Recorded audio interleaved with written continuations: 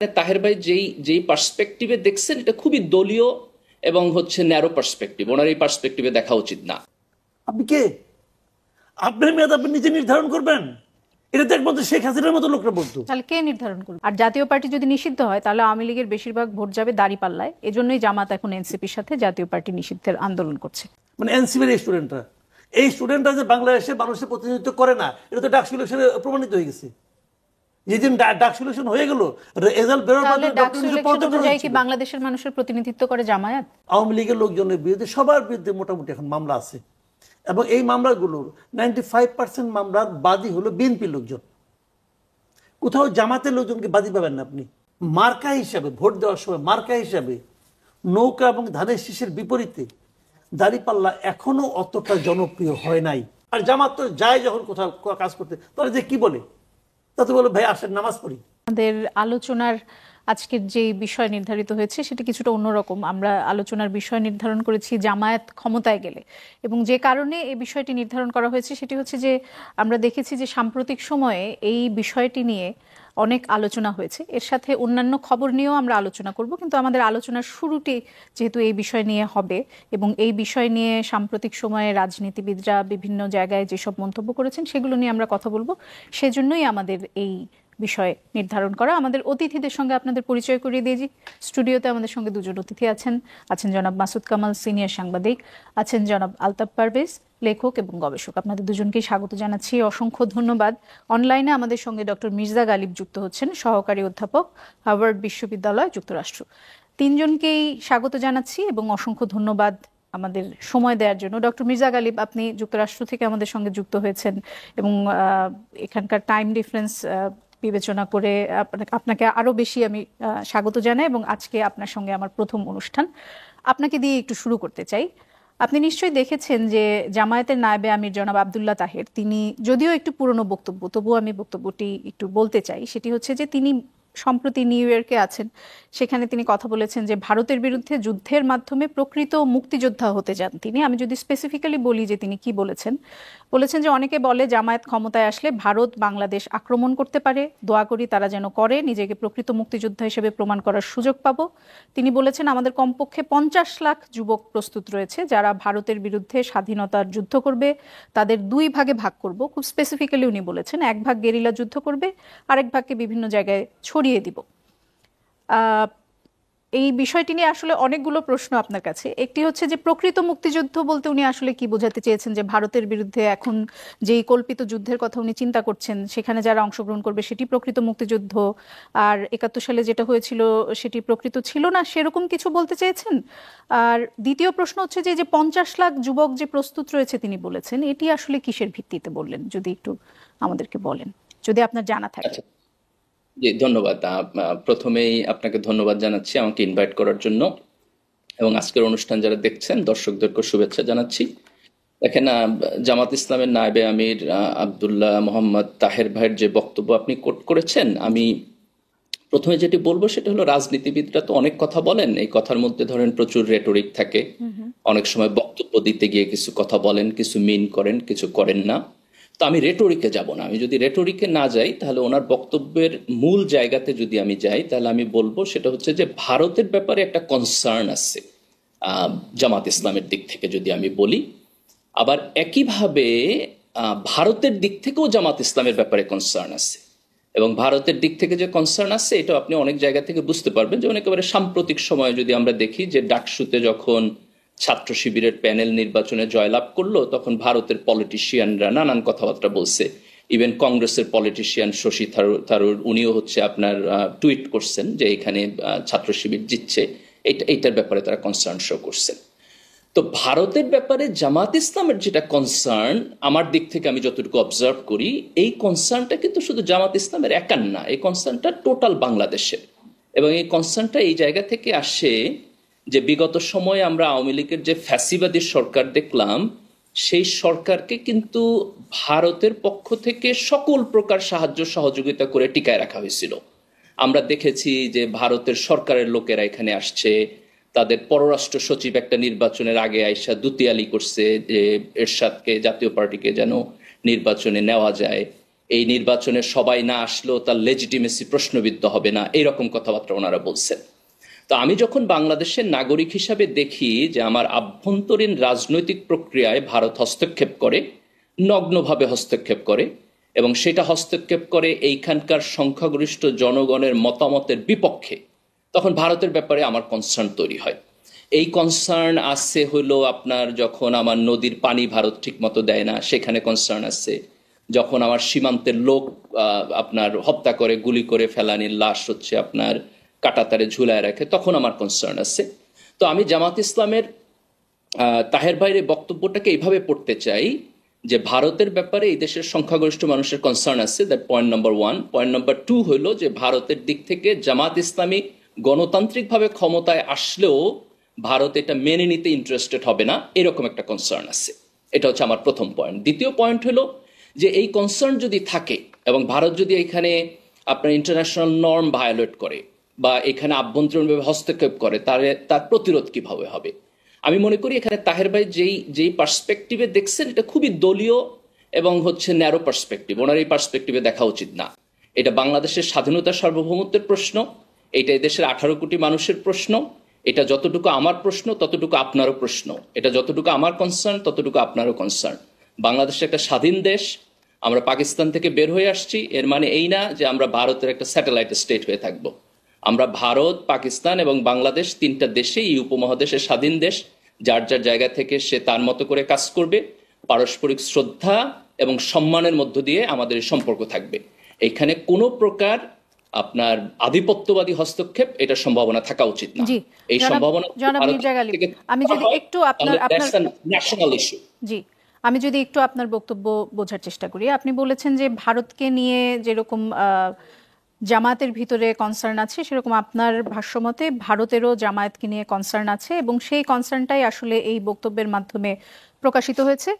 সেক্ষেত্রে এই যে তার যেই কনসার্নের কথা আপনি বলছেন এবং যেই ভাষায় সেটি প্রকাশ হলো, এটি কি জনাব আব্দুল্লাহ তাহেরের ব্যক্তিগত অভিমত, নাকি এটি জামায়াত দল হিসেবে জামায়াতের এটি অভিমত যে জামায়াত ভারতের সাথে যুদ্ধ করার জন্য এক ধরনের অবস্থায় তারা এখনই চিন্তা ভাবনা করছে, বা জামায়াত ক্ষমতায় আসলে ভারত বাংলাদেশ আক্রমণ করবে, এই ধরনের চিন্তা ভাবনা কি এটি কি জামায়াতের চিন্তা, নাকি এটি রাজনীতিবিদ হিসেবে তার ব্যক্তিগত চিন্তা? এটি যেমন একটি বিষয়। আরেকটি হচ্ছে যে এই যদি কনসার্ন থেকেও থাকে, সেই কনসার্ন প্রকাশ করার জন্য এটি একটি রাজনৈতিক ভাষা হওয়া উচিত কিনা?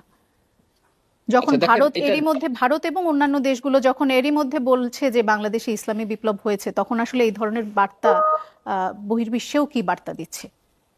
দেখেন, অফিসিয়ালি এটা জামাতের পজিশন কিনা বা ওনার ব্যক্তিগত পজিশন কিনা, এটা তো আমি বলতে পারবো না। আপনি জামাতকে বা জামাতের মুখপাত্রকে জিজ্ঞেস করতে হবে। কিন্তু আমি নাগরিক জায়গা থেকে যদি অবজার্ভ করি, তাহলে আমি আপনার পরের প্রশ্নে যাব। সেটা হলো যে একজন দায়িত্বশীল রাজনৈতিক ব্যক্তি হিসাবে এখানে ওনার বক্তব্যে যে সমস্ত রেটরিক গুলো আসছে, এগুলো ইনঅ্যাপ্রোপ্রিয়েট কিনা, এগুলো আরো বেটার ভাবে আসতে পারতো কিনা। আমি আপনার বক্তব্যের এসেন্সের সাথে এগ্রি করি যে এটাকে দলীয় দৃষ্টিভঙ্গিতে এবং দলীয় ন্যারো দৃষ্টিভঙ্গিতে দেখা উচিত না। ভারতের সাথে বাংলাদেশের যে বাইল্যাটারাল সম্পর্কের প্রশ্ন এবং আমাদের আত্মমর্যাদার যে প্রশ্ন, এটা একটা জাতীয় প্রশ্ন। এবং এই জায়গায় একটা খুব ইন্টারেস্টিং জিনিস আমাদের মনে রাখতে হবে। সেটা হলো কিছুদিন আগে আপনার জাস্ট আমার বোধহয় যে ফিউ ডেজ বিফোর আপনার ইনোভেশনের একটা সার্ভে হয়েছে, একটা পোল, জনমত জরিপ। এর আগেও তারা জনমত জরিপ হয়েছে এবং সেখানে আপনি দেখেছেন যে more than 70% people of the country, তারা ভারত এবং পাকিস্তান উভয়ের সাথে সুসম্পর্ক চায়, একটা ভালো সম্পর্ক চায়। তাহলে আমাদের দিক থেকে পজিশনটা ভারতের সাথে অথবা পাকিস্তানের সাথে শত্রুতা না, যুদ্ধ না, টেনশন হাই করা না। আমাদের দিক থেকে জাতীয় অবস্থানটা হবে তাদের সাথে সহ অবস্থান, মর্যাদা সম্পন্ন অবস্থান। কিন্তু সেখানে মনে রাখতে হবে যে আমাদের আভ্যন্তরীণ রাজনীতিতে, আমাদের সিকিউরিটি প্রশ্নে আমরা কাউকে হস্তক্ষেপ করতে দিব না। এটা একটা ন্যাশনাল ইস্যু। আপনার বক্তব্য পরিষ্কার। আমি এটাকে অ্যাপ্রোপ্রিয়েট মনে করি না। জি, জনাব আলতাফ পারভেজ, আপনার কাছে যেতে চাই। এই বক্তব্যকে আপনি কিভাবে দেখছেন? এবং আমি বুঝতে চাই যে যখন আসলে এবার আমরা খবরে দেখছিলাম যে দুর্গাপূজায় অসুর হিসেবে ভারতে ডক্টর মোহাম্মদ ইউনূসের, মুর্শিদাবাদে যদি আমি স্পেসিফিক্যালি বলি, সেখানে অসুরের মুখে ডক্টর ইউনূসের মুখ বসানো হয়েছে। আবার এদিকে আমাদের একজন রাজনীতিবিদ বলছেন যে তারা যদি ক্ষমতায় আসেন ভারত আক্রমণ করবে, এবং 50 লাখ যুবক নাকি প্রস্তুত আছে যুদ্ধের জন্য। পুরো বিষয়টিকে আপনি কিভাবে দেখছেন? আসলে বাংলাদেশে এখন ভারত বিরোধী একটা জনমতের বাড়তি উত্থান আছে। আমি বলবো যে জামাতের নেতা ওই পপুলিস্ট একটা অবস্থান থেকে মন্তব্যটা করেছেন আর কি, ওই ধরনের রাজনীতিবিদরা যে ধরনের কথা বলেন। আমি এটা একটু অন্যভাবে দেখতে চাই। দেখুন, আমাদের দুটো দেশ আমাদের প্রতিবেশী, বার্মা এবং ভারত। ভারত বড় প্রতিবেশী, বার্মা ছোট প্রতিবেশী। আমাদের মুক্তিযুদ্ধের সময় ভারত এবং বার্মা আমাদের সঙ্গে ছিল। বার্মাও আমাদের অনেক আগে স্বীকৃতি দিয়েছে, বা সম্ভবত প্রথম 5টা দেশের একটাই ছিল। সেই সময় যুক্তরাষ্ট্র আমাদের মুক্তিযুদ্ধের বিরোধী ছিল, এবং চীন 1975 সালে আমাদের স্বীকৃতি দিয়েছে, পাকিস্তান স্বীকৃতি দেওয়ার পরেও। এখন যুক্তরাষ্ট্র চীন পৃথিবীর বড় দুটো দেশ, তারা আমাদের মুক্তিযুদ্ধের বিরোধী ছিল, আমাদের স্বীকৃতি দেয়নি। এখন কি আমরা যুক্তরাষ্ট্র চীনের বিরুদ্ধে অবস্থান নেব, এ ধরনের পপুলিস্ট কথা বলবো? আসলে এগুলো আমি বলবো যে রাজনীতিবিদদের আরও দায়িত্বশীল কথা বলা উচিত। দেখুন, ভারতের সাথে আমাদের অনেক দ্বিপাক্ষিক সমস্যা আছে। ভারত গত 15 বছর অনেকগুলো অন্যায্য ভূমিকা রেখেছে আমাদের দেশের ব্যাপারে।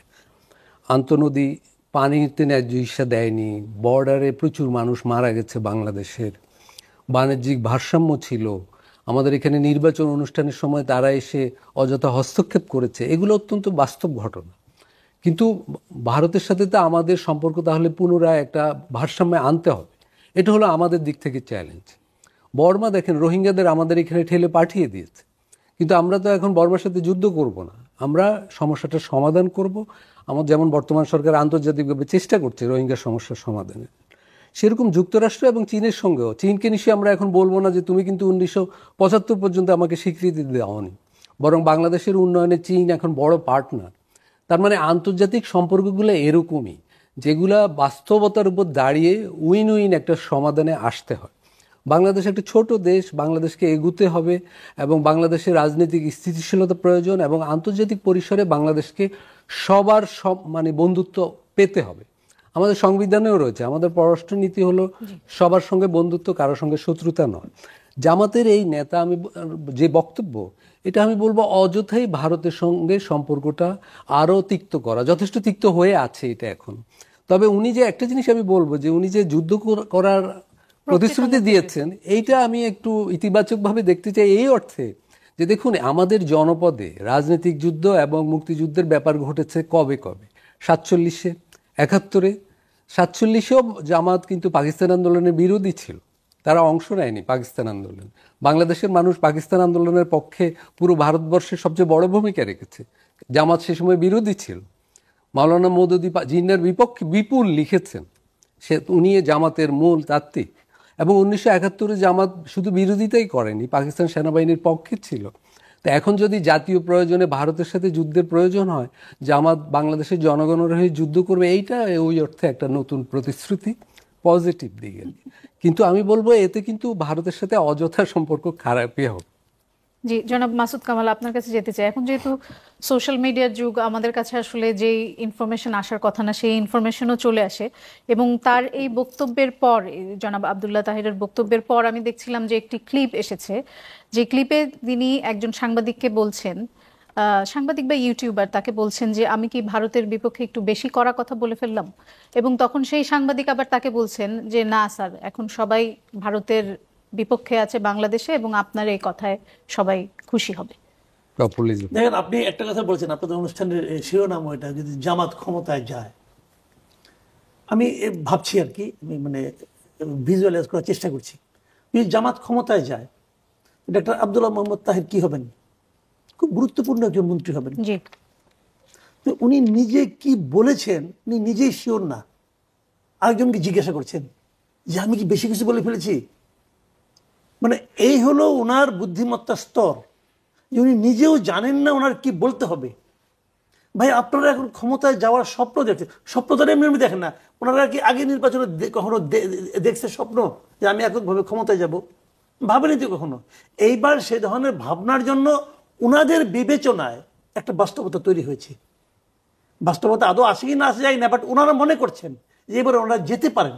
তো সেই যখন বাস্তবতা, এর মধ্যে আপনারা কতটুকু প্রিপেয়ার্ড হয়েছেন সেই প্রস্তুতি কিন্তু ওনার কথাবার্তায় পাচ্ছি না। দেখেন, যুদ্ধ জিনিসটা আসলে কি বলেন তো? এটা কি মনস্তাত্ত্বিক যুদ্ধ? এটা কি বুদ্ধিভিত্তিক যুদ্ধ? 50 লাখ লোক কিনে আপনি বুদ্ধিভিত্তিক যুদ্ধ করবেন? তার মানে 50 লাখ লোক কিনে আপনি ফিজিক্যালি একটা ওয়ারে নামতে চান। তাদের হাতে আপনি কি ধরাই দিবেন? আপনার হাতে কি 50 লাখ রাইফেল আছে বাংলাদেশে? অন্য লাভ বাদ দেন, যে রাইফেল নাকি এখন যুদ্ধে ব্যবহৃতই হয় না, আছে রাইফেল 50 লাখ রাইফেল, তুমি কি যুদ্ধ করবেন রে ভাই? এগুলো হলো ফানুস টাইপের আলাপ সালাপ আর কি, মানে হাস্যকর কথা, ছেলে মানুষই কথা। এগুলি বলে কিছু মানুষকে উত্তেজিত আমরা করা। যদি যুদ্ধের বিষয়টি যদি মানে সরিয়েও রাখতে চাই, ঢাকা সফররত ইউরোপীয় ইউনিয়নের নির্বাচন পর্যবেক্ষণ মিশনের উচ্চ পর্যায়ের একটি প্রতিনিধি দল জামায়াতে ইসলামের আমিরের সঙ্গে দেখা করেছেন এবং তারা সরাসরি জানতে চেয়েছেন জামাত যদি আগামীতে রাষ্ট্রের ক্ষমতা পায়, রাষ্ট্রের দায়িত্ব পায়, তাদের মূল এজেন্ডা কি হবে। সেখানে তারা 3টি পয়েন্টের কথা উল্লেখ করেছেন জামাতের আমির। এখানে বলেছেন যে দেশের শিক্ষা ব্যবস্থাকে নৈতিকতা, উৎপাদনমুখী, কারিগরি দক্ষতা এবং মানবিক করতে চান, দুর্নীতিমুক্ত সমাজ গঠন করতে চান এবং সামাজিক ন্যায় বিচার প্রতিষ্ঠা করতে চান। এটি জামাতের আমির অফিসিয়ালি ইউরোপীয় ইউনিয়নের প্রতিনিধি দলের সঙ্গে বলেছেন। কিন্তু আমরা যদি একটু তাদের ইনফর্মাল বক্তব্যগুলো একটু দেখি পাশাপাশি, যেমন সম্প্রতি একটি টক শোতে আমরা দেখলাম যে জামাতে ইসলামীর শ্রমিক কল্যাণ ফেডারেশনের কেন্দ্রীয় সহসভাপতি কবির আহমেদ তিনি বলেছেন যে জামায়াত ক্ষমতায় গেলে নারীরা শুধু নারীদের সামনে নাচবে এবং পর্দার সাথে তারা নারীদের সামনে নাচতে পারবে। এর আগে আপনার নিশ্চয়ই মনে আছে যে আরেকটি বক্তব্য নিয়েও অনেক আলোচনা হয়েছিল যে প্রাথমিক বিদ্যালয়ে নৃত্য এবং সঙ্গীতের শিক্ষক বাদ দিয়ে ধর্মীয় শিক্ষক নিয়োগের আহ্বান এসেছিল তাদের দলের কাছ থেকে। আসলে মানে জামাত ক্ষমতায় গেলে বাংলাদেশের চেহারা কিরকম হবে সেটি নিয়ে মনে হয় এক ধরনের কৌতূহল সবার মধ্যেই আছে, কিন্তু সেটির খুব পরিষ্কার উত্তর কি জামাতের কাছ থেকে থাকা উচিত? আমি মনে করি জামাতের আমিরের উচিত হবে ওনার নেতাদের মধ্যে, এটা তো খুবই একটা সিস্টেমেটিক পার্টি, তাই না? আমি কিন্তু নিজে ব্যক্তিগতভাবে জামাতের মধ্যে কিছু কিছু আচরণগত পরিবর্তন ইদানিং লক্ষ্য করি এবং এই পরিবর্তনগুলো আমার কাছে ইতিবাচক মনে হয়, এটা আমার ব্যক্তিগত ব্যাপার। কিন্তু আমি মনে করি যে জামাতের আমির এবং ওদের যে সেন্ট্রাল কমিটি যেটা আছে তাদের উচিত হবে তাদের নেতাদের বলে দেওয়া যে তোমরা কি বলবা এবং কি বলবা না। যেমন কবির আহমেদ যে কথা আপনি বললেন, ওই অনুষ্ঠানটা আমি শুনেছি, কবির আহমেদ স্পষ্ট করে বলেছেন যদি জামায়াত ক্ষমতায় যায় তাহলে তারা অবশ্যই শরিয়া আইন কায়েম করবেন বলেছেন। আবার দেখেন কয়েকদিন আগে বাংলাদেশে ওই যে জেপি উন্দল কি ইউনিভার্সিটির এক টিচার শ্রীরাধা দত্ত বাংলাদেশে আসছিলেন, জি, উনি আবার ইন্ডিয়াতে যে আরেকটা অনুষ্ঠান করেছেন দিল্লিতে, সেই অনুষ্ঠানে বলেছেন উনি জামাতের লিডারদের সঙ্গে কথা বলেছেন এবং ওখানে উনি ওই ডক্টর আব্দুল্লাহ মোহাম্মদ তাহেরের সঙ্গে আলাপ করেছেন এবং ওখানে উনি বলেছেন, ওনার কথা আমি কোট করি, উনি বলেছেন যে উনি আব্দুল্লাহ মোহাম্মদ তাহেরকে জিজ্ঞাসা করেছেন যে আপনারা কি শরিয়া আইন চালু করবেন? তখন আব্দুল্লাহ মোহাম্মদ তাহের ওনাকে পাল্টা প্রশ্ন করেছেন, আমরা কি কখনো বলেছি আমরা শরিয়া আইন চালু করব? তাহলে এটা পাল্টা প্রশ্ন, কিন্তু উত্তর দিলেন না, উনি পাল্টা প্রশ্ন করলেন। বাট এই পাল্টা প্রশ্ন মানুষের মধ্যে কি একটা ধারণা তৈরি করলো যে তারা শরিয়া আইন চালু করছে না। আমার কথা হলো কি, শরিয়া আইন চালু করেন কিংবা করেন না এটা আপনাদের ব্যাপার, এটা নিয়ে কিন্তু আমার কোনো বক্তব্য নাই। শরিয়া আইন ভালো আমাদের এখানে অ্যাপ্লিকেবল কিনা এটা নিয়ে আমার কোনো বক্তব্য নাই। আমার বক্তব্য হলো যে দুইজন নেতা দুই কথা কেন বলবেন? তাহলে কি সেন্ট্রালি কোনো মানে তাদের কোনো দেওয়া হয় না, নির্দেশনা দেওয়া হয় নাই যে তোমরা কি করবা, কি বলবা, কি করবা না, এগুলি বলা হয় নাই? একটা পলিটিক্যাল পার্টি, অন্তত জামায়াতে ইসলামের মতো একটা পলিটিক্যাল পার্টি যারা নাকি একটা নিয়ম নীতির মধ্যে চলে, এটা তো আওয়ামী লীগ বিএনপি না, যা ইচ্ছা তা কই দিলাম, কই নিয়ে পরে আবার নির্জলা মিথ্যা কথা বলে, আমি এটা বলি নাই, ভিডিও টিডিও আছে, ওনারা ভুল ব্যাখ্যা করছে। তো এইগুলো তো বলা, এই পার্টি এটা বলবে কেন? আমি এই পার্টির কাছ থেকে আরো কিন্তু মানে সেন্সিবল কথাবার্তা আশা করি যে ওনারা সিদ্ধান্ত নেন ওনারা কোনটা বলবেন, শরিয়া আইন চালু করবেন নাকি করবেন না। আর ভোটের জন্য শরিয়া আইনের কথা বলবেন না, পরে করবেন, এটা হতে পারে। এটা একটা প্রতারণামূলক টেকনিক হলে হতে পারে, অসুবিধা কি আছে? এটা একটা টেকনিক যে শরিয়া আইনের কথা বললে আমাদের এই অনুষ্ঠানে এসে অন্তত জামাতের দুইজন নেতা, কবির আহমেদ এসেছিলেন আমাদের এই অনুষ্ঠানে এবং অ্যাডভোকেট শিশির মনির এসেছিলেন, দুজনেই কিন্তু বলেছেন যে তারা শরিয়া আইন বাস্তবায়ন করবেন এবং তারা বলেছেন যে এটি একটি ইউনিক মডেল হবে এবং সেটি এখনো আমি যেমন জানতে চেয়েছি বিশ্বের কোন দেশে এরকম মডেল আছে, তারা বলেছেন যে তুরস্কে কিছুটা আছে, কিন্তু কোনো দেশেই আপনি মানে তারা যেটি চালু করতে চাচ্ছেন পুরোপুরি সেটি নেই এবং তারা 2-3টি দেশের মডেল থেকে নিয়ে বাংলাদেশে একটি ইউনিক মডেল তারা চালু করতে চায়। সমস্ত মডেলেরই কাটাছেঁড়া করা যায়, কিন্তু যখন আপনি ধর্ম নিয়ে আসবেন, ধর্মের কিন্তু কিছু গ্রহণ করা, কিছু ত্যাগ করা, কিছু সাইজ করা, কিছু অন্যরকম করার কিন্তু সুযোগ আছে বলে আমার কাছে মনে হয় না। আমি অত ভালো এই ব্যাপারে জ্ঞানী লোক না, কিন্তু আমি এটা মনে করি যে আল্লাহর আইন যদি আপনার শরিয়া আইন মানে কি আল্লাহর আইন তো রে ভাই, যদি আল্লাহর আইনে আপনি করেন, এখানে কিন্তু নতুন করে আপনি কিছু গ্রহণ করবেন, কিছু ত্যাগ করবেন, সেটা চলবে না। আমি জানি না ওনারা কি বলবেন, আমি এটা নিয়ে বেশি কথা বলতে চাই না। মির্জা গালিবের কি এটি নিয়ে পরিষ্কার ধারণা আছে কিনা? তাহলে আমরা একটা বিরতির পরে এসে আপনার সঙ্গে এই বিষয় নিয়ে কথা বলতে পারি। দর্শক, একটা বিরতিতে যাচ্ছি, ফিরছি কিছুক্ষণ পর, সাথে থাকুন। দর্শক, আবারও ফিরে এলাম ইস্পাহানি মির্জাপুর চা মুক্তবাক অনুষ্ঠানে। আলতাফ পারভেজ, আপনার কাছে যেতে চাই, একটি ভিন্ন প্রসঙ্গে যেতে চাই। আপনি জানেন যে তালেবান সরকারের আমন্ত্রণে আফগানিস্তান সফরে গিয়েছিলেন বাংলাদেশ খেলাফত মজলিসের আমির মাওলানা মামুনুল হক সহ দেশের শীর্ষস্থানীয় 7 জন আলেম। এবং প্রথম আলোর সঙ্গে এর পরে তিনি একটি সাক্ষাৎকার দিয়েছেন মাওলানা মামুনুল হক। সেখানে তিনি বলেছেন যে আজকের দুনিয়া যেটা মনে করে ইসলামী শিক্ষায় শিক্ষিতরা সমাজ রাষ্ট্র পরিচালনায় অক্ষম, আমরা সেখানে দেখলাম নিরেট মাদ্রাসা শিক্ষায় শিক্ষিতরাই সব মন্ত্রণালয় রাষ্ট্র পরিচালনা করছে। এতে আমাদের আত্মবিশ্বাস অনেক বাড়িয়ে দিয়েছে। অবশ্য মেয়েদের উচ্চশিক্ষার সুযোগ না থাকার তিনি সমালোচনা করেছেন বলে এই সাক্ষাৎকারে তিনি জানিয়েছেন যে সেখানে তিনি একটি সমালোচনা করেছেন। এই যে আমাদের ধর্মভিত্তিক রাজনৈতিক দলগুলোর একজন নেতা এবং একজন শীর্ষস্থানীয় নেতা, তিনি আফগানিস্তান সফরে গেলেন এবং তারপরে তিনি বললেন যে সেখানকার যেই পদ্ধতি, যেই শাসন পদ্ধতি, সেটি দেখে তাদের আত্মবিশ্বাস বেড়ে গেছে।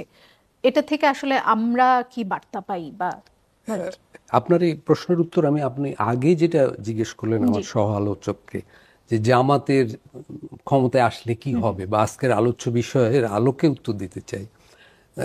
গণ অভ্যুত্থানের পরই আমাদের অনেক রাজনৈতিক দলের কাছে সংস্কারের একটা আকর্ষণীয় মডেল হয়ে গেছে মনে হচ্ছে আফগানিস্তান। আমরা বিশ্বের অন্য দেশগুলো বাদ দিয়ে আফগানিস্তানের দিকে বেশি মনোযোগী হয়ে পড়েছি। আপনি যেটা বললেন যে জামাত ইসলাম বলছে যে তাদের ফরমাল যে আমরা 3টি বিষয়ে গুরুত্ব দেব, শিক্ষা, সামাজিক ন্যায় বিচার এবং দুর্নীতি, এটা কিন্তু একটা পজিটিভ দিক। আমাদের এখানে আসলেই একটা দুর্নীতি বিরোধী রাজনীতিক সংস্কার উদ্যোগ দরকার, সামাজিক ন্যায় বিচারও জরুরি এবং শিক্ষার ক্ষেত্রেও সংস্কার দরকার। শিক্ষাকে আমাদের গুণগতভাবে অনেক উন্নত করা উচিত। কিন্তু মুশকিল হলো যে জামাত ইসলাম সম্পর্কে জনগণের অন্য কনসার্নগুলো আছে। রাজনৈতিক দল হিসেবে তারা ওইটা বলছে বটে, কিন্তু মানুষ ভাবছে যে জামাত আসলে এখানে শরিয়া শাসন হবে, যেটা আপনিও বললেন, অনেক জামাতের অনেক নেতা টকশোতে সেটা বলেছেন। এখন শরিয়া শাসন মানে একটা ধর্মভিত্তিক শাসন, ধর্মতান্ত্রিক রাষ্ট্র কাঠামো গড়ার ব্যাপার। তার মানে এখানে আমাদের সংবিধান যেটা বলছে বা আমাদের আইনি ব্যবস্থা যেটা বলছে তার একটা আমূল অদল বদল ঘটে যাবে। কারণ আমাদের এখনকার সংবিধান এবং আইনি ব্যবস্থার ভিত্তি হলো যে জনগণই সকল ক্ষমতার উৎস, কিন্তু শরিয়া শাসন সম্পূর্ণ ভিন্ন মত হবে, ভিন্ন ধরনের হবে। এবং আপনি যেটা বললেন আফগানিস্তানেও সেই ধরনের শাসনের ব্যাপার ঘটে গেছে। এখন কি আমরা কি ওই ধরনের যাব কি না সেটা জনগণের কাছে জামাত ইসলাম বলতে পারে, এবং নিশ্চয়ই নির্বাচনে জনগণ সেইভাবে রায় দিবে।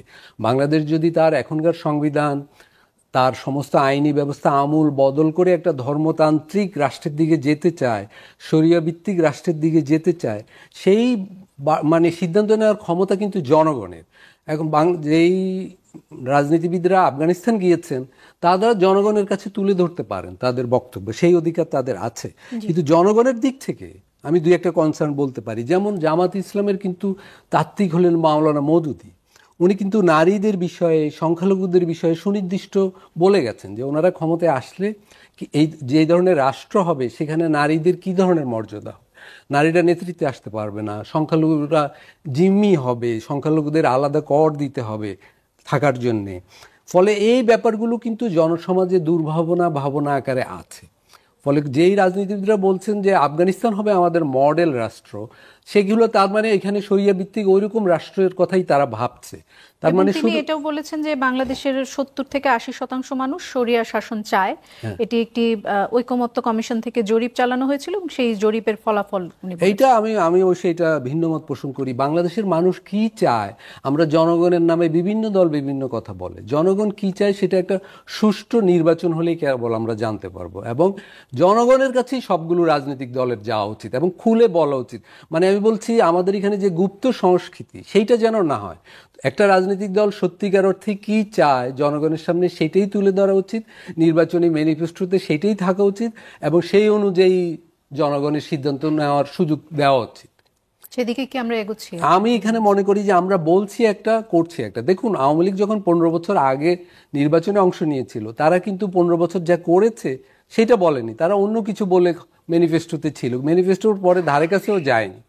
এবং 91 পরে 3 জোটের রূপরেখার আলোকে যখন নির্বাচন হচ্ছিল, সবাই বলেছিল 3 জোটের রূপরেখা আমরা বাস্তবায়ন করব, কিন্তু কোনো দল সেটা করেনি। এবং দেখুন 24-এর গণ অভ্যুত্থানের পরেও আজকে এই যে বললেন আপনি আফগানিস্তান, শরিয়া আইন, এগুলো কিন্তু 24-এর গণ অভ্যুত্থানের কোনো এজেন্ডা ছিল না। গণ অভ্যুত্থান হয়েছে বৈষম্য কমানোর জন্য, শ্রমিক, কৃষক, নারী, মানে যারা বৈষম্যের শিকার সমাজে, তাদের ভাগ্য পরিবর্তনের জন্য। কিন্তু এখন কৃষকের, শ্রমিকের, দালিতের, সংখ্যালঘুর, নারীর ভাগ্য পরিবর্তনের কোনো আলাপ আলোচনা জাতীয় ঐক্যমত্য কমিশনে, রাজনৈতিক দলগুলোর আলোচনায়, টকশোতে একদম নেই, শূন্য। এখন আলোচনা চলে গেছে আফগানিস্তানে, আলোচনা চলে গেছে ভারতের সাথে যুদ্ধ করা, আলোচনা চলে গেছে শরিয়া আইন হবে কি হবে না। সম্পূর্ণ আমি বলবো যে 24-এর অভ্যুত্থান থেকে আমরা 100% 360 ডিগ্রি ঘুরে গেছি, এবং যে রাজনৈতিক দলগুলো পুরো এজেন্ডাগুলো বদল করে ফেলেছে।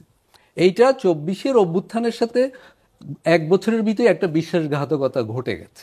জি, মাসুদ কামাল, আপনার কাছে যেতে চাই। আপনি নিশ্চয়ই দেখেছেন যে সাংবাদিক মেহেদী হাসান প্রধান উপদেষ্টা ডক্টর মোহাম্মদ ইউনূসের একটি সাক্ষাৎকার নিয়েছেন। সেখানে ডক্টর ইউনূসকে তিনি জিজ্ঞেস করেছেন যে অভ্যুত্থানের পর নেপালের নেতা 6 মাসে নির্বাচনের কথা বললেন, তাহলে বাংলাদেশে কেন নির্বাচন হতে 18 মাস সময় লাগছে? এর উত্তরে প্রধান উপদেষ্টা বলেছেন যে আপনি বলেছেন মানুষ কেন এত সময় লাগছে সেটি নিয়ে প্রশ্ন তুলছে, কিন্তু অনেকে বলছেন আপনারা 5 বছর থাকুন, অনেকে বলছে 10 বছর থাকুন, 50 বছর থাকুন। সুতরাং মানুষ নানা ধরনের কথা বলে, তারা বলে নির্বাচনের দরকার কি, কার নির্বাচনের দরকার। আপনি এই বক্তব্যকে কিভাবে দেখেন? না, এই বক্তব্যটা আমি যতটুকু দেখেছি আর কি, আমি ওনার ওই যে একটা রিল ছিল তো, জি, রিলে তো ওখানে কেটে কেটে দেয়, তো ওখানে যতটুকু আমি দেখলাম ওনার এই বক্তব্যটা টানাই ছিল।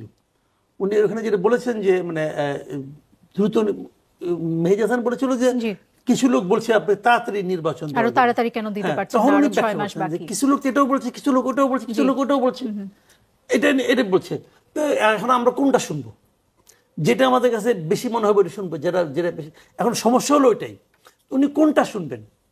দেখেন, একটা বদ্ধ ঘরের মধ্যে ধরেন আপনি এখানে বসে আছেন, আমরা 3 জন আপনার সঙ্গে কথা বলতেছি, আপনি কিন্তু আমাদের 3 জনের কথাই শুনবেন, কিন্তু বাইরে যে 30 জন লোক চিৎকার করছে ওটা কিন্তু আপনার কান পর্যন্ত আসবে না, কারণ ঘরটা সাউন্ড প্রুফ। তো উনি বুঝতে পারছেন না আসলে ম্যাক্সিমাম মানুষ কি চায়। ওনার আশেপাশে যারা আছেন তারাই বলছে। উনি একটা মারাত্মক কথা বলছেন, সেই কথাটা আমরা মানে দেখলাম, আমাদের মিডিয়াগুলো কেন বললো না আমি এটা বুঝতে পারছি না। উনি বলেছেন এক জায়গায় যে এটা একটা অন্তর্বর্তীকালীন সরকার, এই সরকারের মেয়াদ কেউ নির্ধারণ করে দেয়নি, আমরা যতদিন মেয়াদ নির্ধারণ করবো ততদিন হবে। আমার প্রশ্ন হল, ভাই আপনি কে মেয়াদ নির্ধারণ করার? আপনি কে? আপনার মেয়াদ আপনি নিজে নির্ধারণ করবেন? এটা তো একমাত্র শেখ হাসিনার মতো লোকরা বলতো। তাহলে কে নির্ধারণ করবে? কে নির্ধারণ? জনগণ নির্ধারণ করবে। উনি এই কথা বলবেনই না। শুনেন, উনি এই কথা বলবেনই না, এই কথা উনি বলতেই পারেন না যে আমি নির্ধারণ করবো আমার মেয়াদ কতদিন হবে, এটা উনি বলতেই পারেন না। তাও কি উনি তো বলছেন যে ওনাকে 1 বছর 2 মাসের মাথায় এসে বসানো হয়েছে, তাহলে তো কিছুটা এজেন্সি ওনার। আচ্ছা, যদি উনি বলেই থাকেন যে স্টুডেন্টরা ওনার বসাচ্ছে, কোন স্টুডেন্টরা?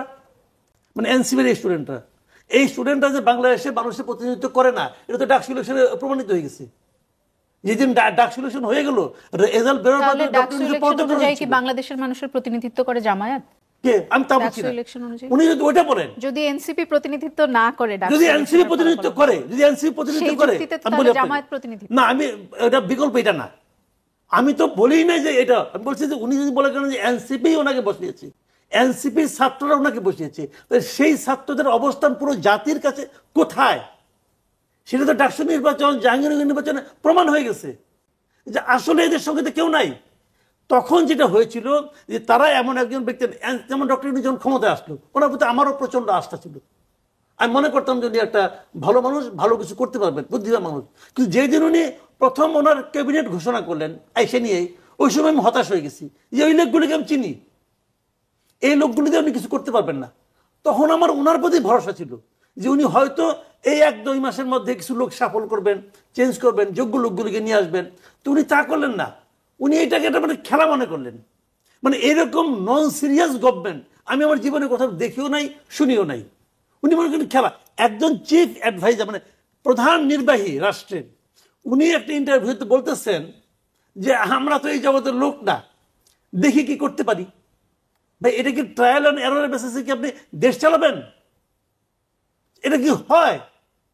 আপনি বিমানে উঠছেন, ওইখানে বিমান ভর্তি যাত্রী, আপনি বলেন কোনো সমস্যা নাই, আমি কখনো চালাই নাই, কিন্তু আমার আন্তরিকতা আছে, দেখি কি হয়। হবে ওই বিমানে আপনি উঠবেন?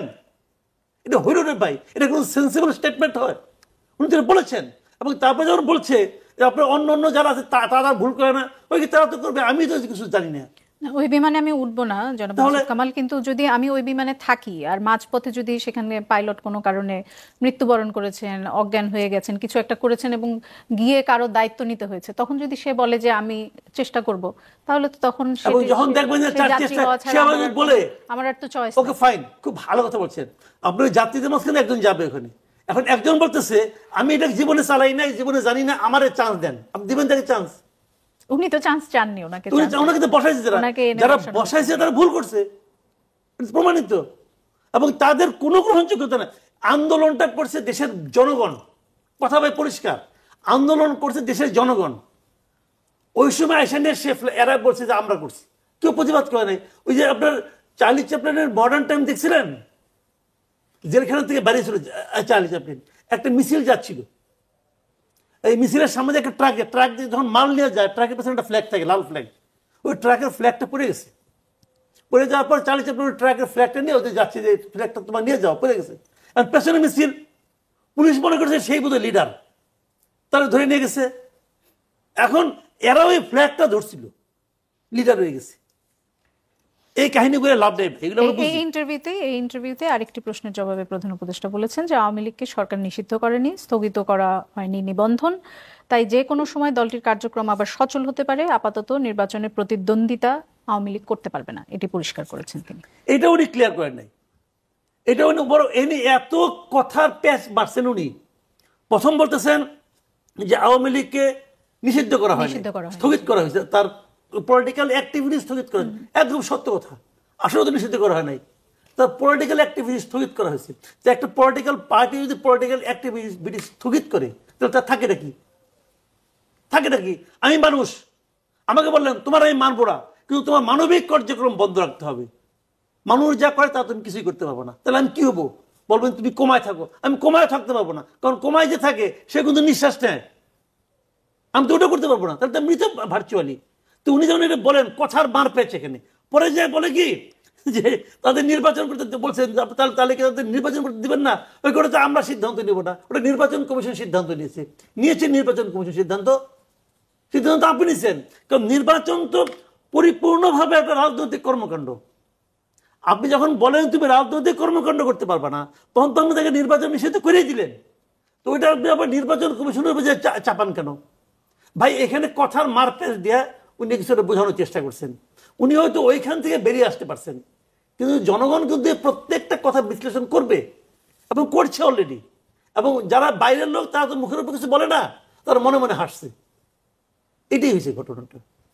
আমি একটু ডক্টর মির্জা গালিবের কাছে যেতে চাই। ডক্টর মির্জা গালিব, আপনার কাছে একটি অন্য প্রসঙ্গে আমি একটি প্রশ্ন জিজ্ঞেস করতে চাই। সেটি হচ্ছে যে রংপুরের জাহাজ কোম্পানির মার্কেটের ব্যবসায়ী ফারুক আহমেদ, তিনি ইনকিলাবকে একটি সাক্ষাৎকার দিয়েছেন এবং সেখানে বলেছেন যে, সাক্ষাৎকার দেননি, একটা খবরের মধ্যে তিনি তার এই বক্তব্য এসেছে, সেটি হচ্ছে যে অভ্যুত্থানের পর রংপুরে আওয়ামী লীগ নেতাদের বিরুদ্ধে থানায় মামলা করেছে বিএনপি, আর তখন দিশেহারা মন্ত্রী এমপিদের পালাতে সহায়তা করেছে জামায়াত নেতারা। হাসিনার শাসনামলের শেষের কয়েক বছর জামায়াতের স্থানীয় নেতারা নানাভাবে আওয়ামী লীগ নেতাদের সাথে সম্পর্ক গড়ে ব্যবসা বাণিজ্য করেছেন। জাতীয় পার্টি নির্বাচন করতে পারলে আওয়ামী লীগের কর্মী সমর্থকদের ভোট লাঙলে যাবে, আর জাতীয় পার্টি যদি নিষিদ্ধ হয় তাহলে আওয়ামী লীগের বেশিরভাগ ভোট যাবে দাঁড়িপাল্লায়। এজন্যই জামাত এখন এনসিপির সাথে জাতীয় পার্টি নিষিদ্ধের আন্দোলন করছে। আপনার বক্তব্য জানতে চাই। দেখেন, প্রথম কথা হলো, এটা জাতীয় পার্টির কেউ যদি বলে তাহলে তার ক্রেডিবিলিটির আপনার কোশ্চেন করতে হবে। জাতীয় পার্টি আসলে কি রাজনীতি করে? এটি একজন ব্যবসায়ী বলেছেন, জাতীয় পার্টির কেউ বলেননি। বলেছেন যে জাতীয় পার্টি যদি আওয়ামী লীগ নিষিদ্ধ হয় তাহলে আওয়ামী লীগের ভোট যাবে জাতীয় পার্টিতে, আর জাতীয় পার্টি যদি নিষিদ্ধ হয় তাহলে আওয়ামী লীগের এই যে ভোট সেগুলো সব দাঁড়িপাল্লায় যাবে। আমার কাছে এটা মনে হয় না যে, দেখেন, আমার কাছে এটা মনে হয় না কেন, বিগত 15-16 বছরে যদি আপনি আওয়ামী লীগের রাজনীতি দেখেন, তাহলে তাদের রাজনীতি সবচাইতে বেশি অত্যাচার এবং নির্যাতন যাদের উপরে করেছে তারা হলো জামাত ইসলামী। জামাতের শীর্ষ নেতাদেরকে ফাঁসি দিচ্ছে, বিভিন্ন জায়গা থেকে তাদের মিড পর্যায়ের নেতা, ছাত্র শিবিরের অনেক ছেলেদেরকে আপনার গুম করছে, খুন করছে, অত্যাচার করছে, ধরে নিয়ে জেলে রাখছে। ছাত্র শিবির এবং জামাতের অফিস গত 15 বছর কোথাও আপনার কাজ করতে পারে নাই। আপনি তাদের কেন্দ্রীয় অফিসে কেউ থাকতে পারে নাই, ছাত্র শিবিরের কেন্দ্রীয় অফিসে কেউ থাকতে পারে নাই, বিভিন্ন বিশ্ববিদ্যালয় ক্যাম্পাসে তারা হচ্ছে শিবির হিসাবে থাকতে পারে নাই। তো এই যে একটা কনফ্লিক্টিং সিচুয়েশনের মধ্য দিয়ে গেছে, সেই জায়গা থেকে কোনোভাবেই আপনি এটা বলার কোনো সুযোগ নাই যে আওয়ামী লীগের সাথে বিএনপির যতখানি কনফ্লিক্টিং অ্যাটিচিউড, জামাতের সাথে কনফ্লিক্টিং অ্যাটিচিউডটা তার চাইতে কম। এটা আমি কোনোভাবেই দেখি না যে কোনো প্যারামিটারে আপনি এটা মাপতে পারবেন। এখন প্রশ্নটা হলো, পরিবর্তিত পরিস্থিতিতে আমরা যদি বুঝতে চাই যে আওয়ামী লীগের ভোট কোথায় যাবে, তাহলে আমি মনে করি যে আপনি যদি আওয়ামী লীগকে নির্বাচনে, আওয়ামী লীগ যদি নিষিদ্ধ থাকে, এখন যেভাবে নিষিদ্ধ আছে, এবং সে যদি নির্বাচনে আসতে না পারে, তাহলে খুব অল্প সংখ্যক একটা পার্সেন্টেজ পাবেন যারা হয়তো ভোট দিবে না। এটা 2-4-5% লোক হবে আমাদের টোটাল পপুলেশনের। আর বাকিরা তাদের লোকাল ইন্টারেস্টের উপর ভিত্তি করে তাদের ভোটিং প্যাটার্ন চেঞ্জ হবে। লোকাল ইন্টারেস্টটা কেমন, সে দেখবে যে তার এলাকায় এমপি নির্বাচনে কে দাঁড়াইছে, এ যদি জিতে তাহলে তার লাভ হবে কিনা, সে একটু সিকিউর থাকবে কিনা, এই এমপি নির্বাচিত হয়ে আসলে তার অর্থ সম্পদ, ব্যবসা বাণিজ্য এগুলোর উপর হস্তক্ষেপ হবে কিনা, সে এলাকায় যাইতে পারবে কিনা। এইভাবে আপনি ভিন্ন ভিন্ন নির্বাচনী এলাকায় আপনি একেবারে কমপ্লিটলি ডিফারেন্ট প্যাটার্ন দেখবেন, যে ভিন্ন জায়গায় লোকেরা ভিন্নভাবে ডিসিশন নিচ্ছে, এবং সারা বাংলাদেশে আওয়ামী লীগের বাকি ভোট আপনার হচ্ছে রিঅর্গানাইজ হয়ে যাবে। কোথাও তারা বিএনপিকে ভোট দিবে, কোথাও তারা জামাত ইসলামকে ভোট দিবে, কোথাও তারা এনসিপিকে ভোট দিবে, কোথাও তারা অন্যান্য পার্টিকে ভোট দিবে। এবং এই ভোটটা যে রিঅর্গানাইজ হবে তার একটা ম্যানিফেস্টেশন আপনি দেখেন ডাকসু নির্বাচনে। এখানে তো ছাত্রলীগ নাই, আপনি যদি ছাত্রলীগের পুরাতন ভোট ধরেন আগের হিসাবে, সেই ভোটের পার্সেন্টেজ অনেক, কিন্তু আপনি ডাকসু নির্বাচনের রেজাল্ট দেখেন, প্রথমে এখানে 80% লোক ভোট দিচ্ছে।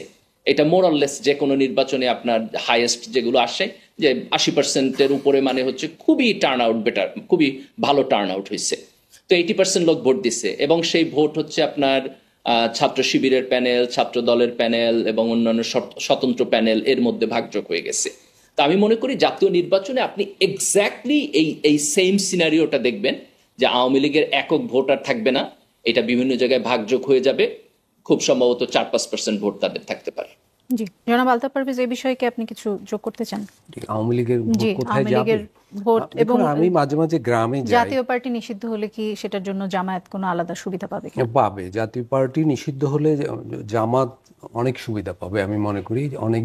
অনেক জায়গায় ইতিমধ্যে আওয়ামী লীগের, দেখুন এখানে তো একটা দলীয় ব্যক্তিরা সাধারণত কোনো ব্যবসায়ী বা এক প্রভাবশালী ব্যক্তি, সাধারণ মানুষের ক্ষেত্রে না, এই প্রভাবশালী ব্যক্তিরা তাদের প্রভাব টিকিয়ে রাখার জন্য এখন অনেক জায়গায় জামাতে যোগ দিচ্ছে বা জামাতের কাভারেজে যাচ্ছে, আর অনেক জায়গায় বিএনপির কাভারেজে যাচ্ছে। কিন্তু বিএনপির সাথে আওয়ামী লীগের সম্পর্কটা ছিল খুবই সাপে নেউলে, জামাতের সাথেও ছিল, কিন্তু মাঠ পর্যায়ে এখন জামাত 5ই আগস্টের পর থেকে তাদের একটা কর্মসূচি পরিকল্পনা ছিল যে আওয়ামী লীগের গুরুত্বপূর্ণ ব্যক্তিদের আমরা কাছে টানবো। সেটা তারা বিভিন্ন সহায়ক পরিকল্পনা করে টানতে পেরেছে বা পারছে, বিশেষ করে রংপুর বিভাগে। এবং দেখবেন যে এই পরিসংখ্যানগুলো হয়েছে, জরিপগুলো হয়েছে, সেখানে রংপুরে জামাতের জরিপে এগিয়ে আছে। এবং সেই এগিয়ে থাকার কারণ হলো সেখানে অনেক জায়গায় ধরে নেওয়া হয়েছে যে জাতীয় পার্টি হয়তো নির্বাচন করতে পারবে না, এবং তারা সেখানে স্থানীয় প্রভাবশালী যারা আওয়ামী লীগ করতো তারা জামাতের শেল্টারে আছে বা শেল্টার পাচ্ছে। এগুলো ভোটের হিসাব, জামাত অনেক আগে থেকে কাজ করছে। এবং ডাকসু নির্বাচনের কথা যেটা আলাপ হলো, দেখুন ডাকসু নির্বাচনে তো এটা তো ইতিমধ্যে প্রকাশিত যে শিবিরের অনেকে ছাত্রলীগে ছিল, এবং ছাত্রলীগ চলে যাওয়ার পরে ছাত্রলীগের তো নেতারা চলে গেছে, কিন্তু তাদের নেটওয়ার্কটা বজায় ছিল, এবং সেই নেটওয়ার্কের সুবিধা ওই শিবিরের যারা ছাত্রলীগে ছিল কিন্তু পরে আত্মপ্রকাশ করেছে, তারা সেই সুবিধাটা ব্যবহার করেছে ওই নেটওয়ার্কে। ফলে আওয়ামী লীগের যে নেটওয়ার্ক, সাংগঠনিক নেটওয়ার্ক, যে প্রভাবের পরিসর, সেইটা যেখানে যেখানে জামাত তাদের টানতে পেরেছে, জামাত ইসলাম সেই সুবিধা পাবে এবং পাচ্ছে। মাসুদ কামাল, আপনার কাছে যেতে চাই। আপনি দেখেছেন নিশ্চয়ই আজকে একটি খবরে যে জুলাই সনদের আইনি ভিত্তি পিআর সহ 5 দফা দাবিতে দ্বিতীয় দফায় যুগপৎ আন্দোলনের কর্মসূচির ঘোষণা দিয়েছে ধর্মভিত্তিক 3টি দল, জামাতে ইসলামী, খেলাফত মজলিস এবং ইসলামী আন্দোলন। আপনি এই ঘোষণাকে কিভাবে দেখছেন সেটি জানতে চাই। আর সেই সাথে আপনি নিশ্চয়ই দেখেছেন যে প্রধান উপদেষ্টা তো জাতিসংঘে তার ভাষণে ফেব্রুয়ারিতে নির্বাচনের কথা বলেছেন। আমরা ধরে নিতে পারি যে ফেব্রুয়ারিতে নির্বাচন হচ্ছে। ডাকসু জাকসুতে এর মধ্যেই ছাত্রদল শোচনীয় ফলাফল করেছে। জামাতে ইসলামী দলগুলোকে নিয়ে এক ধরনের নির্বাচনী জোট করার পথে এগুচ্ছে, কিছুটা হলেও তাদের অগ্রগতি হয়েছে। সব মিলিয়ে জামাত এখন মনে হচ্ছে যে খুব শক্তিশালী একটা অবস্থায় আছে এবং ক্ষমতার বেশ কাছাকাছি তারা অবস্থান করছে এরকম মনে হচ্ছে। সেই হিসেবে বিএনপি কি কিছুটা পিছিয়ে আছে কিনা, এবং এই অবস্থায়ও বিএনপির ভারপ্রাপ্ত চেয়ারম্যান যে দেশে ফিরছেন না, সে বিষয়টিকে আসলে আপনি কিভাবে দেখেন, বা এটার পিছনে কি কারণ থাকতে পারে বলে মনে হয়? ভোটের রাজনীতিতে একটা জিনিস আর সাংগঠনিক রাজনীতি আরেকটা জিনিস। ভোট কিন্তু সবসময় কিন্তু মনে করেন একটা কোন দলের কি ম্যানিফেস্টো, কোন দল কি করবে না করবে, এটা দেখে কিন্তু মানুষ ভোট দেয় না। বাংলাদেশে ভোট অনেক সময় কিন্তু হুজুগে হয়ে যায়, একটা হুজুগ উঠে পাবলিক যে ভোট দিয়ে আসে। বাংলাদেশের রাজনীতিতে ভোটের অনেকগুলি আপনার নিয়ামক কাজ করে, এলাকায় কাজ করে, এলাকায় প্রভাব প্রতিপত্তি কাজ করে, যেটা আলতাফ ভাই বললেন খুব ইম্পর্টেন্ট কিন্তু, যে অনেক জায়গায় যে যার প্রভাব নাকি আমি জাতীয় রাজনীতির প্রভাব কিন্তু ডাকসুতে পড়ছে। এটা কিভাবে পড়ছে সেটা আমি বলি আপনাকে। ছাত্রলীগের যে ভোটগুলো সেগুলো কেন গেছে জামাতের কাছে, গেছে এগুলো এই ছাত্রলীগ যারা করে বেসিক্যালি এরা সবাই কিন্তু পারিবারিকভাবে করে, ম্যাক্সিমাম 80% পারিবারিকভাবে করে। বাবা আওয়ামী লীগ করে, ভাই যুবলীগ করে এরা। তো ওই প্রত্যেকটা অঞ্চলে উপজেলা পর্যায় পর্যন্ত আওয়ামী লীগের লোকজনের বিরুদ্ধে সবার বিরুদ্ধে মোটামুটি এখন মামলা আছে, এবং এই মামলাগুলোর 95% মামলার বাদী হলো বিএনপির লোকজন। কোথাও জামাতের লোকজনকে বাদী পাবেন না আপনি। তো যার কারণে আমার বাবা ভাই বাড়িতে থাকতে পারে না, তাদের কিন্তু আমি ভোট দিব না। এটা কিন্তু এই হিসাব কিন্তু এখানে কাজ করছে কিন্তু। এবং আলতাফ ভাই যে একটা কথা বললেন, এটা অনেকে বিশ্বাস করে না, কিন্তু আসলেই জামাতের লোকজন অনেক আওয়ামী লীগের এরকম ব্যবসায়ীকে শেল্টার দিছে। হয়তো ব্যবসা প্রতিষ্ঠান জবরদখল হয়ে যাচ্ছে, ওরা যে শেল্টার দিছে, এরকম অনেক ঘটনা কিন্তু আছে। তো এই জায়গায় জামাত করেছে কি, রাজনৈতিকভাবে অগ্রসর হয়ে গেছে, তারা পলিটিক্যালি কিন্তু অগ্রসর হয়ে গেছে। কিন্তু তারপরও বাংলাদেশে অনেক দিন ধরেই কিন্তু মানে মার্কা হিসাবে ভোট দেওয়ার সময় মার্কা হিসাবে নৌকা এবং ধানের শীষের বিপরীতে দাঁড়িপাল্লা এখনো অতটা জনপ্রিয় হয় নাই। এটা হয় নাই ভাই। কিসের ভিত্তিতে বলছেন? হ্যাঁ, কিসের ভিত্তিতে বলছেন? এটা আমার অভিজ্ঞতার ভিত্তিতে বলতেছি। আমি অনেক জায়গায় দেখছি বাংলাদেশের তো হয় ভাই, তুমি বাবা লোক ভালো, মার্কাটা ভালো আনতে পারলা না, এরকম বলে। তুমি লোক ভালো কিন্তু তোমার তো মার্কাটা ভালো হয় নাই। এরকম লোক বাংলাদেশে অনেক আছে, তার জ্ঞান গরিমা নিয়ে আমি আপনি হাসি ঠাট্টা করতে পারি, কিন্তু তার ভোট আর আমার ভোট তো সমান সমান না, তার ভোটটাকে গুরুত্ব দিতে হবে আপনার। এই জন্য হুজুগের একটা ব্যাপার আছে। তারপরও আমি মনে করি রাজনৈতিকভাবে জামাত অনেক অগ্রসর হয়েছে। রাজনৈতিকভাবে জামাত যে অগ্রসর হয়েছে এই জিনিসটাকে বিএনপি আসলে খেয়ালই করে নাই। বিএনপি কেন যেন ধরেই নিছে আমি তো জিততে আছি। এবং এমনও হতে পারে কিন্তু ওই যে খরগোশ আর কচ্ছপের যে দৌড়, এটা কিন্তু শুরুতে এরকমই কিন্তু মনে হয়েছিল, এটা মধ্যে খরগোশ আর কচ্ছপের দৌড় হচ্ছে। এখন কি হবে সামনে নির্বাচনের রেজাল্ট হওয়ার পর বুঝবেন আপনি। বিএনপি কিন্তু এখনো আমি বিএনপির মধ্যে সেই চেতনাটা দেখি না, সেই চিন্তাটা দেখি না। এখন চেতনা আলাপ বাদ দেন, এখন চিন্তার সময় বিএনপিকে চিন্তা করতে হবে যে আমি কার সঙ্গে ফাইট করতে যাচ্ছি। যার সঙ্গে ফাইট করতে যাচ্ছি, শুনেন গত 15 বছর জামাতকে আওয়ামী লীগ প্রায় নিষিদ্ধের মতো করে রাখছিল না, এটা করে জামাতকে উপকার করে দিয়েছে। উপকার করে দিয়েছে এই কারণে জামাত ধীরে ধীরে সংগঠিত হয়েছে। জামাত মানে আগে জামাত মেয়েদের ভোট পেত না, এই 15 বছর আমার মনে হয় তাদের সমস্ত শ্রমের 75% শ্রম তারা মেয়েদের মধ্যে দিছে। কারণ আমাদের সংসারে তো মেয়েটা আছে দু একটা, আমি তো কিছু খবর টোর পাই। গ্রামের মেয়েদের মধ্যে তারা যে পরিশ্রমটা করছে, যে শ্রমটা দিচ্ছে, তারা তাদের পলিটিক্সে নিয়ে গেছে। কিন্তু কিন্তু গ্রামের মেয়েদের এটাকে জানেন, হিসাবটাই জানেন, তারা তো অত কিছু বোঝে না পলিটিক্স। তারা বোঝে আমারে কে দাম দিল, আমারে কে গুরুত্ব দিল, আমার কাছে কে আসলো। আর জামাত তো যায় যখন কোথাও কাজ করতে, তারা যে কি বলে, তাতে বলে ভাই আসেন নামাজ পড়ি। এখন আপনি এটা যে আপত্তিটা কি করো, তাদের ট্যাকটিকটা তো ভালো, এটা ভালো মন্দ না কিন্তু আলাপ করছে, মানুষের মধ্যে প্রভাব বিস্তারকারী কিন্তু। তো সেইখানে তারা যে কাজটা এই 15 বছরে করছে, যেটা তাদের আওয়ামী লীগ সুযোগ করে দিয়েছে, তাদের মিছিল মিটিং করতে হয় নাই, জনসভার হ্যাসেল করতে হয়তো হয় নাই, তারা গোপনে মানে নির্বিঘ্নে ওই কাজটা তারা। বিএনপির ভারপ্রাপ্ত চেয়ারম্যান যে বিদেশে, এটার জন্য কি বিএনপি? এটা নিয়ে ভাই আমি অনেকবার বলছি, এটা নিয়ে আমি চূড়ান্ত রকম হতাশ। আমি কেন হতাশ সেটা বলি আপনাকে। উনি কেন আসেন না এই বিষয়ে উনি নিজে এবং ওনার দল কোনো একটা কথা অফিসিয়ালি বলে না। বলুক একটা কথা যে আমি এই করে না আসি না, কারণটা ওনারা বলেছেন যে তফসিল ঘোষণা হলে আসবেন। আর কখনো আসবেন আমি জানতে চাচ্ছি না কেন আসছেন না, কেন আসছেন না উনি বলুক যে আমি এই কারণে আসছি না। এই কথাটা তার দলের কোন একজন লোক যখন না বলে তখন কি হয়, তখন মানুষ নানা রকম জল্পনা কল্পনা করে, নানা রকম অর্থ নিজেরা বের করার চেষ্টা করে। যেমন আমি বের করি, আমি তো আমার মতো করে বের করি, আমি আমার মতো করে ভাবি, এবং এর কোনো একটা ভাবনা ওনার পক্ষে যায় না, এই দলের পক্ষে যায় না। যে দলের লিডার আমার সামনে নাই, যে দলের লিডার আমার দেশে নাই, 1 বছর হয়ে গেল, সেই দলকে আমি ভালোবাসবো কেন রে ভাই? জোর করে ভালোবাসবো নাকি? আমি একটু ডক্টর মির্জা গালিবের কাছে যেতে চাই, একেবারে শেষে চলে এসেছি। আমরা বলছিলাম যে বিরতির পরে এসে ডক্টর মির্জা গালিবের কাছে জানতে চাইবো আসলে জামাত কি ধরনের আইনের কথা চিন্তা করে, কি ধরনের বাংলাদেশের কথা চিন্তা করে যদি তারা ক্ষমতায় আসে। এবং যেহেতু আপনি শিবিরের রাজনীতির সঙ্গে যুক্ত ছিলেন, নিশ্চয়ই আমাদের চেয়ে আপনার ধারণা হয়তো আর একটু পরিষ্কার। যদি আমাদেরকে খুব সংক্ষেপে বলেন ডক্টর মির্জা গালিব। দেখেন, এটা খুব ইম্পর্টেন্ট প্রশ্ন, বিশেষ করে এখনকার প্রেক্ষিতে যেহেতু জামাতের ক্ষমতায় যাওয়ার একটা সম্ভাবনা তৈরি হয়েছে, তো জামাতের রাজনীতির প্রায়োরিটি এবং এজেন্ডা কি এটা আমাদেরকে বুঝতে হবে, এবং জামাতেরও এটা খুব স্পষ্টভাবে জনগণকে বলতে হবে। তো এখানে 2টা প্যারামিটার থেকে আপনি জামাতের রাজনীতিকে বোঝার চেষ্টা করতে পারবেন। একটা প্যারামিটার হলো জামাত ইসলামী রাজনীতি করে, এবং দ্বিতীয়ত হলো জামাত একটা গণতান্ত্রিক ফ্রেমওয়ার্কের মধ্যে রাজনীতি করে। তো যখন সে গণতান্ত্রিক ফ্রেমওয়ার্কের মধ্যে রাজনীতি করে, তখন সে রেভলিউশনারি কিছু করবে না, আগামীকাল সকালবেলা আইসা সবকিছু পরিবর্তন করে দিবে, এই রেভলিউশনারি রাজনীতি সে করবে না। সে তার ধীরে ধীরে একটা ধারাবাহিকতার মধ্যে দিয়ে রাজনীতি করবে। এবং দ্বিতীয়ত হলো, এই ধারাবাহিকতার প্রত্যেকটা পর্যায়ে সে জনগণের সাথে আলাপ আলোচনা করে তাদের কনসেন্ট নিয়ে একটা গণতান্ত্রিক ফ্রেমওয়ার্কের মধ্যে ধারায় রাজনীতি করবে। তো এই কারণে আমি মনে করি যে জামাতের রাজনীতির ব্যাপারে যেই আশঙ্কাগুলো আমাদের আছে, এই আশঙ্কাগুলো থাকাটা খুব ভ্যালিড। প্রশ্ন আসতেছে, কিন্তু আমি মনে করি এটা খুব ভয়ের কিছু নাই, কারণ জামাত লম্বা সময়ে বাংলাদেশে গণতান্ত্রিক প্রসেসের মধ্যে অপারেট করতেছে, জনগণের সাথে ইন্টারাক্ট করতেছে, এবং সামনের দিনেও তারা জনগণের সাথে ইন্টারাক্ট করেই এই দেশে রাজনীতি করবে। জি, অসংখ্য ধন্যবাদ আপনাদের তিনজনকেই। দর্শক, আমাদের আজকের অনুষ্ঠানে